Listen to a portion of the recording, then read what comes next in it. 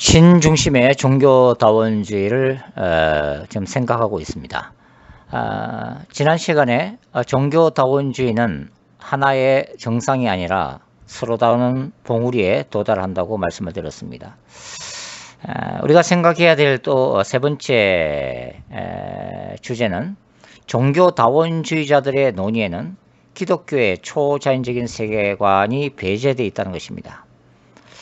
폴 니트의 논리 전개는 나름대로 설득력을 가지고 있습니다. 폴 니트의 책은 이 책을 읽는 이들로 하여금 지적으로 동의하게 만들고 이성적으로 그리고 합리적으로 생각하게 만드는 힘이 있습니다. 그는 무엇보다도 타 종교에 대한 기독교의 편견과 배타적인 성향이 얼마나 시대착오적인 것이며 이러한 극단적인 기독교의 주장이 기독교의 미래 자체에 어두운 그림자를 드리우게 만들고 특히 타 종교와의 연합을 통해 세계 평화를 구해내야 하는 시대적 요구에 뒤떨어지게 만든다는 의식을 강하게 일깨우고 있습니다.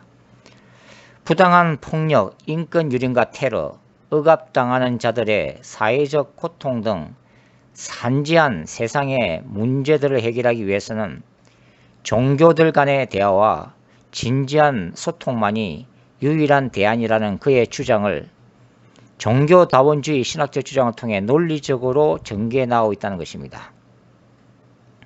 그러나 대부분의 자유주의 신학자들의 주장이 그러하듯이 성경이 말하는 바 기사와 표적 그리고 초자연적 세계관은 그들의 논의에서 이미 제외되어 있습니다.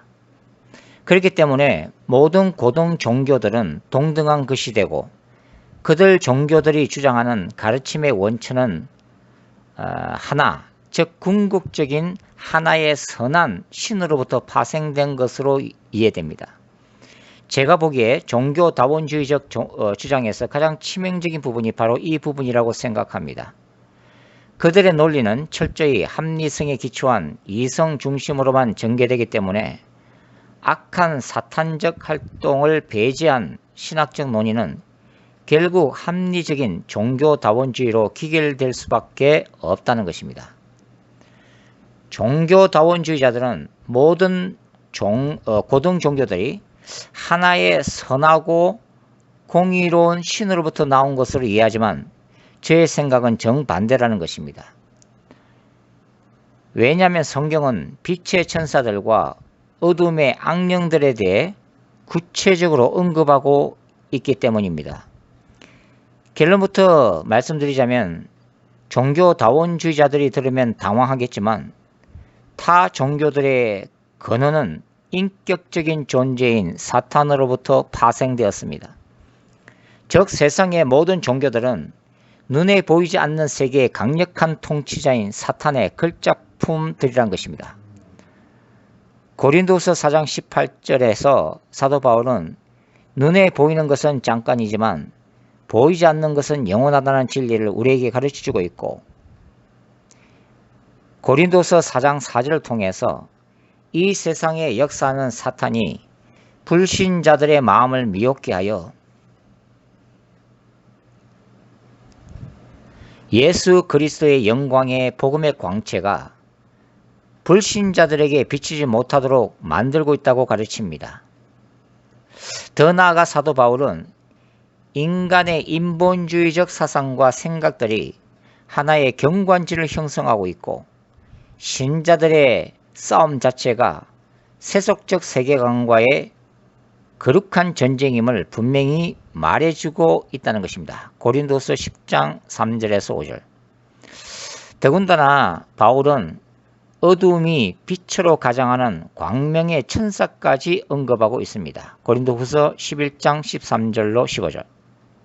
바울은 1세기 수많은 신들로 가득 찬 거대한 종교다원주의사였던 로마 세계 이교도들에게 예수를 믿기 전에 그들은 공중의 권세 잡은 자 사탄에게 속한 자였음을 분명히 언급하고 있음을 우리가 주목할 필요가 있습니다. 에베소서 2장 1절부터 3절. 구약의 모세 또한 고대 근동의 신들을 악한 권세로 다음과 같이 규정하고 있습니다. 신명기 32장 17절에 이렇게 기록되어 있습니다. 그들은 하나님께 제사하지 아니하고 신들에게 하였으니 곧 그들이 알지 못하던 신들, 근래에 들어온 새로운 신들, 너희의 조상들이 두려워하지 아니한 것들이로다. 마찬가지로 신약의 바울 또한 고린도 전서에서 이교도의 신전 제사는 악령의 제사하는 것으로 언급하고 있음을 우리가 다시 기억할 필요가 있습니다. 고린도전서 10장 19절로 21절. 따라서 타 종교인들이 들으면 분노하시겠지만 타 종교에 대한 기인은 궁극적으로 악의 권세에게 예배하는 것이 됩니다. 성경이 말해주는 세계관은 초자연적인 세계를 전가하는 세계관입니다. 초대교회는 천사들의 존재를 믿었고 특히 요한계시록의 세계관은 철저히 눈에 보이는 세계, visible world와 눈에 보이지 않는 세계, invisible world가 서로 교통하고 연결되어 있음을 생생하게 보여주고 있습니다. 특별히 요한계시록 4장과 5장에서 볼 수 있는 초자연적인 세계관이란 말이죠. 인간이 보기엔 모든 종교 사상들이 하나의 선하고 아름다운 가르침으로 가득 차 있는 것으로 보입니다. 왜냐하면 모든 종교들이 공통적으로 윤리적이고 도덕적인 가르침을 포함하고 있기 때문이죠. 그러나 고등 종교들 안에 이러한 선한 가르침으로 포함되는 가르침들이 사실은 인간의 영혼들을 궁극적으로 지옥으로 인도하고 있다는 것입니다. 이러한 숨겨져 있는 사탄의 전략은 초자연적인 세계의 영적인 눈이 열리지 않는 한 그 실체를 깨닫는 것은 거의 불가능하다는 것입니다. 자, 네 번째로 타 종교에도 구원의 진리가 있다는 주장은 행위 구원론에 기초하는 것임을 우리가 기억할 필요가 있습니다. 종교다원주의자들은 왜 타 종교를 존중하며 그들의 종교 안에서도 인간이 구원받을 수 있는 근거가 있다고 생각하는가? 바로 제가 앞에서 잠깐 언급했던 고등 종교들이 가르치고 있는 도덕적이고 윤리적인 가르침 때문이라고 생각합니다. 세상을 올바르게 만들 수 있는 인의예제의 가르침, 인간의 양심과 인간의 존엄성을 존중하는 홍익인간의 가르침, 모든 욕심과 탐욕을 버리고 참된 인생의 가치와 행복을 추구할 것을 촉구하는 지혜로운 가르침들이 타 종교 안에 존재합니다.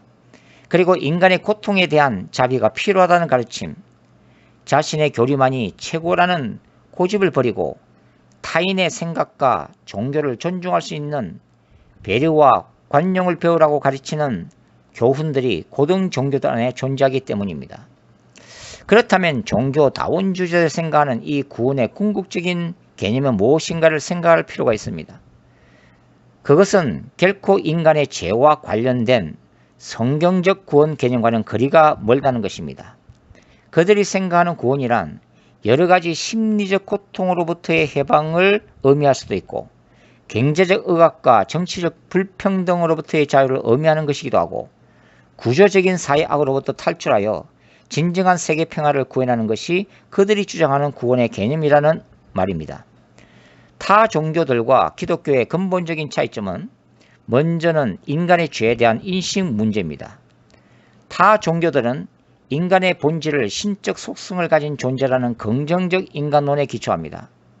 그러나 참된 기독교는 인간이 하나님의 형상으로 창조되었지만 죄로 인해 파괴된, 따라서 죄의 지배와 악의 권세에 속박될 수밖에 없는 부정적 인간론에 기초합니다. 따라서 이 죄의 문제 해결이 인간이 구원받을 수 있는 근본적인 과제이고 오직 예수 그리스도께서 흘리신 십자가의 피로만이 죄 사함을 받을 수 있기 때문에 결론적으로 예수 그리스도만이 유일한 구원자가 되는 것입니다.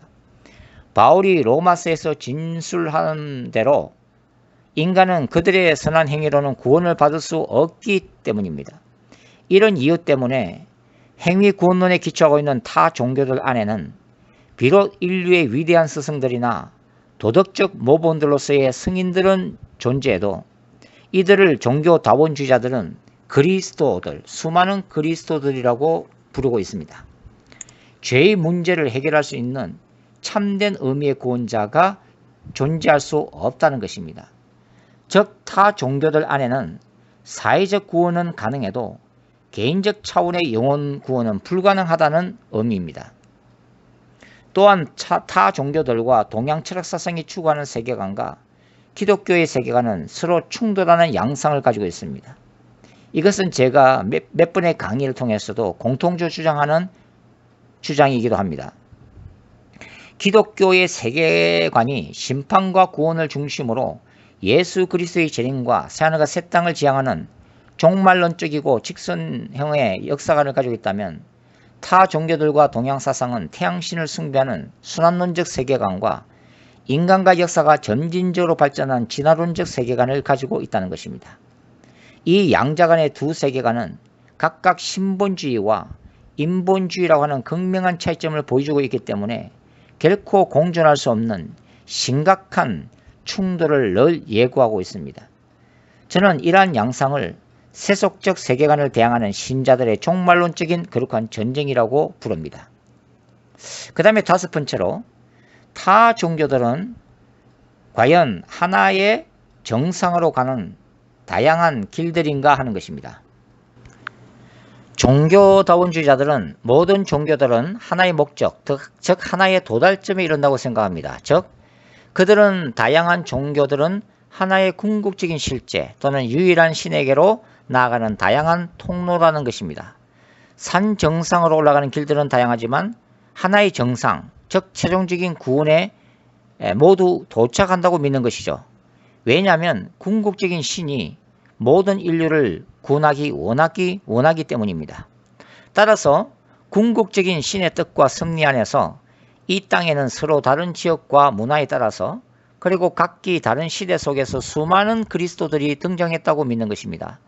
그리고 이 수많은 그리스도들은 하나의 정상으로 가는 길들을 공통적으로 제시했고, 이런 이유 때문에 고등 종교들 안에 유사한 가르침들이 존재한다고 믿는 것입니다. 이런 관점에서 보면 예수는 한 사람의 탁월한 그리스도가 될 수는 있지만 그리스도가 곧 예수는 아닌 것입니다. 즉 예수는 구원으로 가는 유일한 그 길이 아니라 not the only way, 길들 중에 하나이며 but one of the ways, 유일한 그리스도가 아니라 not the only Christ, 그리스도 중에 하나라는 것입니다. but one of the Christ.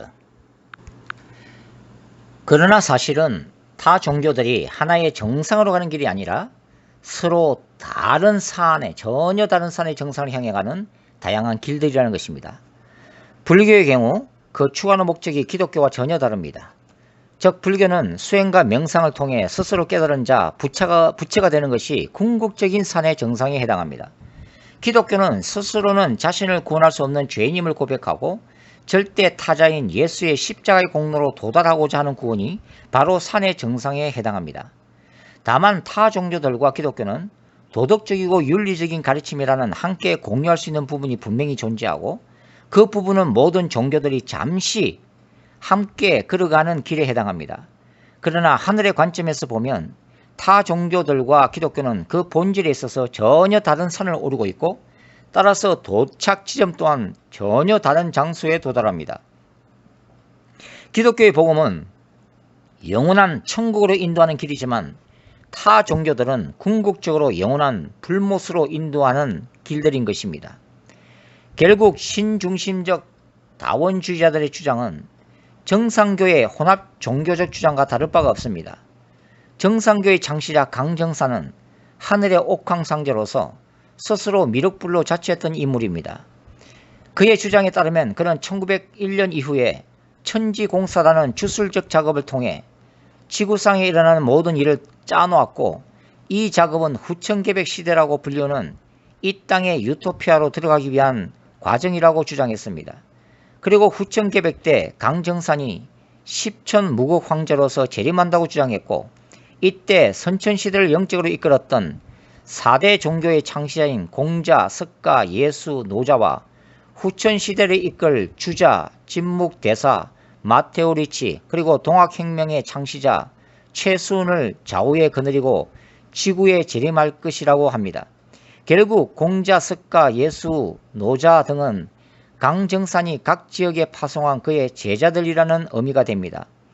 강정산이라는 궁극적인 신 옥황상제 밑에 다양한 시대별로 그리스도들이 존재한다는 주장이고, 이러한 주장이야말로 신중심적 다원주의의 핵심 사상과도 통하는 사상이기도 합니다. 여섯 번째로, 종교 다원주의는 적그리스도를 예비하는 사탄의 중요한 전략 중에 하나라고 말씀을 드리고 싶습니다. 마태는 그의 종말론에서 보편화된 종교 다원주의 사회를 다음같이 기록하고 있습니다. 그때의 사람이 너희에게 말하되 보라 그리스도가 여기 있다 혹은 저기 있다 하여도 믿지 말라. 거짓 그리스도들과 거짓 선지자들이 일어나 큰 표적과 기사를 보여 할 수만 있다면 택하신 자들도 미혹하리라. 마태복음 24장 23절로 24절. 종교다원주의는 종교 간의 대화와 종교들의 평화적 공존 시대를 거쳐 마침내 종교통합의 시대로 진입하게 되어 있습니다. 그리고 이러한 종교통합 시대는 바로 적그리스도의 시대이기도 합니다.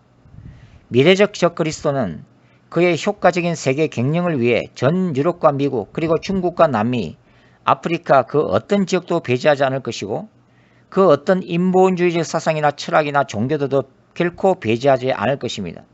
그는 그 모든 것들을 세계 평화라는 이름하에 모두 수용하게 될 것이라는 의미입니다. 적그리스도가 전 세계로부터 추앙을 받을 수 있는 궁극적인 메시아, 물론 그는 거짓 메시아일 것입니다.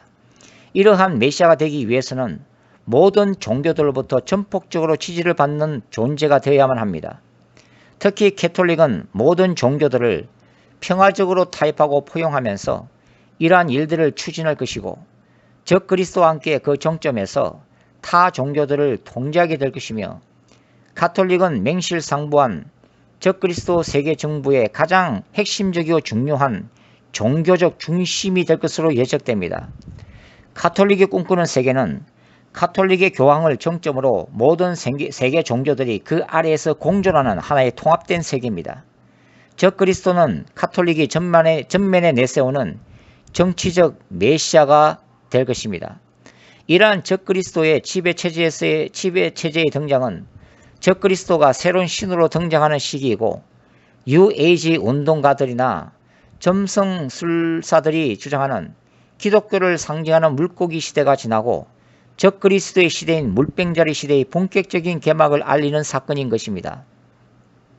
따라서 종교다원주의 신학은 예수 그리스도의 출임을 준비했던 세례 요한처럼 이 땅에 장차 나타날 적그리스도의 길을 예비하는 사탄적 세례 요한의 역할을 신학적으로 감당하고 있는 것입니다. 따라서 기독교나 가톨릭 내에 점증하는 종교다원주의적 경향은 예수 그리스도의 재림 전에 나타날 하나의 신앙적 배도 행위로 드러나게 될 것입니다. 우리가 심각하게 고려될 문제는 이러한 종교다원주의가 타 종교 안에서만 주장되는 사상이 아니라 가톨릭과 개신교 내부에서도 급속도로 퍼져나오고 있는 시대 말기적 사상이라는 것입니다.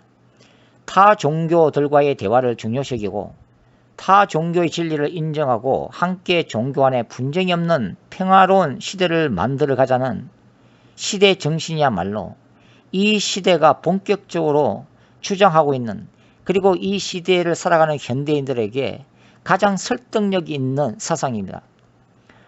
그렇기 때문에 오직 예수라고 하는 구원의 유일성을 기독교가 포기해야 한다는 주장이 점점 더 거세지고 있다고 하는 것입니다. 이제는 기독교의 선교적 가업이 무엇이 진리인가 하는 그 진리의 문제가 아니라, 이제는 진리보다도 더 우선되는 포용과 관용, 서로를 인정하고 서로를 받아들여야 하는 관용의 정신이야말로 이 시대가 요구하는 가장 유일한 정신이라는 것을 종교다원주의는 강력하게 주장하면서 그러한 주장이 점차 전 세계인들의 동의를 얻고 있다고 하는 것입니다. 이렇게 오늘날의 시대 정신은 기독교로 하여금 예수 구원의 유일성을 포기하도록 강요하고 있습니다.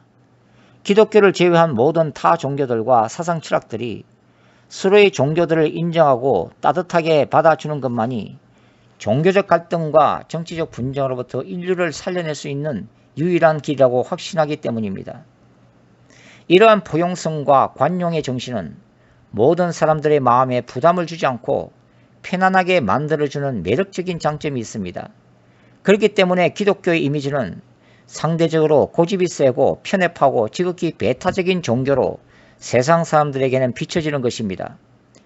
타 종교와의 관계에 있어서 이렇게 피하고 싶은 분명한 갈등과 타 종교로부터의 비판이 존재하기 때문에 적지 않는 크리스찬들과 자유주의 신학자들이 오직 예수라는 진리를 버리고 세상과 타협할 수밖에 없는 배도의 길을 택하게 되는 것이고, 앞으로 한 세대 안에 기독교는 복음의 그 순수성을 급격히 잃어버리게 될 것으로 예상이 되고 있습니다. 어쩌면 이 문제는 기독교의 운명을 좌우하는 문제가 될 것입니다. 기독교는 마치 두 갈래의 길 앞에 서 있는 형국입니다. 한쪽 길은 종교다원주의와 세계 평화라고 하는 넓은 길이고, 다른 길은 오직 예수라고 하는 좁은 길입니다. 넓은 길은 철저히 종교다원주의 사회인 적그리스도의 세계로 가는 길이고, 좁은 길은 순교의 피를 흘릴 수도 있는 험난한 길인 것입니다. 저는 요한계시록 13장이 장차 도래할 그러한 종말론적 상황을 명확하게 보여줬다고 생각합니다. 저의 좁은 견해로 볼 때 오늘날 기독교에 대한 타 종교들과 무신론자들의 비판과 공격은 결코 문화적인 차이에서 오는 것이 아니라 명백한 영적 전쟁이라고 생각합니다. 그러나 사도 바울이야말로 1세기 유대교와 그리스 로마 문화라고 하는 다양한 종교들과 각종 신들이 존재했던 종교다원주의 사회에 그가 칭의의 복음을 전하면서 그가 어떤 자세로 그런 복음을 전했는가가 오늘 마지막 예수 그리스도의 재림 전에 도래하는 종교다원주의 사회에서 참된 기독교 신자라면 어떻게 해야 하는가를 보여주는 유일한 모델이라고 생각합니다. 그것은 종교다원주의 사회 속에서 바울이 하나님으로부터 받았던 그 사명이 어떤 것인가가 바로 이 마지막 시대를 살아가는 저와 여러분에게도 동일하게 주시는 주님의 부르심과 사명으로 저는 생각합니다. 바울은 그가 받은 사명을 이렇게 기록하고 있습니다. 이 이스라엘과 이방인들에게 내가 너를 구원하여 저에게 보내어 그 눈을 뜨게 하여 어둠에서 빛으로 사단의 권세에서 하나님께로 돌아가게 하고 죄사함과 나를 믿어 거룩게 된 무리 가운데서 기업을 얻게 하리라 하더이다. 사도행전 26장 17절로 18절. 즉 사도 바울은 자신이 로마 세계의 다신론적 이데올로기와 로마 황제 숭배 사상이라는 시대 정신과 칭의 복음을 통해 싸워야만 했던 사도임을 알고 있었고, 이러한 악의 권세와의 종말론적 거룩한 전쟁을 통해 로마 세계의 이교도들의 영혼을 구원하고 임박한 예수 그리스도의 재림을 준비해야 되는 거룩한 사명을 받은 자임을 분명히 인식했던 사람임을 알 수 있습니다. 따라서 폴 니트를 포함하는 신중심의 종교다원주의는 한마디로 교회 공동체와 신학교에 침투한 신학적인 프로의 목마에 해당되는 것입니다. 그것의 최종적인 목적은 예수 구원의 유일성을 그 기반으로 하는 교회 공동체의 궁극적인 붕괴에 있다는 것입니다. 그럼에도 불구하고 제가 늘 주장하다시피 타 종교인들은 기독교인들에게 정오의 대상이 아닙니다.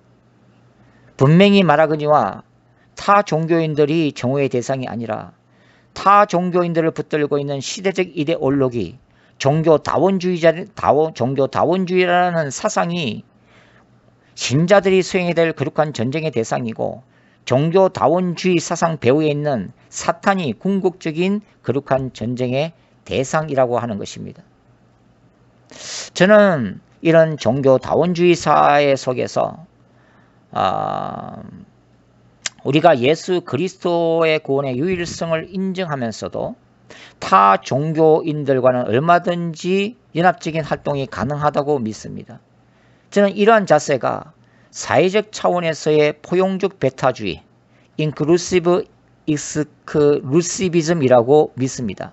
즉 예수 구원의 유일성이라고 하는 그 진리를 우리가 결코 포기하거나 타협하지 않으면서 얼마든지 우리가 사랑해야 되는 구원의 대상인 아니 잃어버린 영혼들인 타 종교인들과 함께 손에 손을 잡고 이 세계 평화를 위해서 할 수 있는 활동들이 있다고 하는 것입니다. 우리는 예수 그리스도의 유일성이라고 하는 진리를 붙들되 타 종교인들을 정오하지 않으므로 타 종교인들을 마귀 새끼라고 정죄하는 그러한 자세는 분명히 잘못되었고, 그들은 기본적으로 예를 갖춰 그들을 포용하면서 그들과 함께 손을 잡고 나가면서 다만 그들을 위해서 기도하고 그들이 궁극적인 예수를 만나기까지 우리가 인내하면서 하나님의 우리에게 주시는 그 환경 속에서 지혜롭게 비둘기처럼 순결성을 가지고 뱀처럼 지혜롭게 그들에게 복음을 전할 수 있는 기회를 구하는 것, 그것이야말로 종교다원주의 사회 속에서 크리스찬들이 취해야 될 바람직한 자세라고 저는 생각합니다.